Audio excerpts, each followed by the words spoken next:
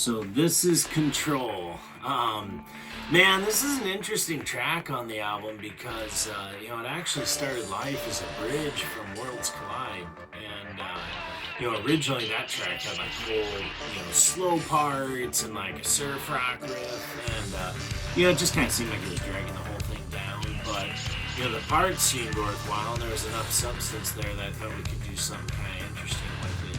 And it works out that I think it's kind of a good break between the first half of the album and the second half. I'm an old enough guy that I think of things in terms of albums like that, but it's really kind of set apart from the rest of the tracks because it's the only one that has like clean guitars. It's a little slower, a little more trippy.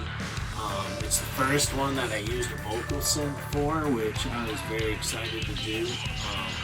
That hadn't been something I'd really played with up until now, so that was good. But the track itself, I think, kind of is sort of like a hint to kind of what the whole album is really kind of trying to say. All these things, they're about control.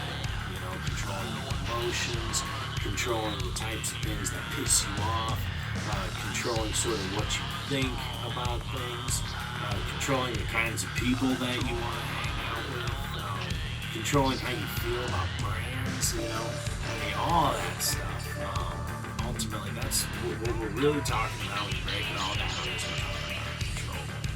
And I think the more you're aware that, look, this is kind of what goes on with the media that you watch or consume, or, some of the news stories you read, you're trying to provoke reactions, provoke, feelings, and I think maybe the less susceptible you are. So the track kind of overtly sort of says that.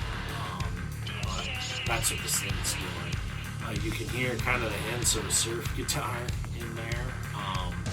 That was a guitar riff that I played on a Supro dual tone that I got earlier this year.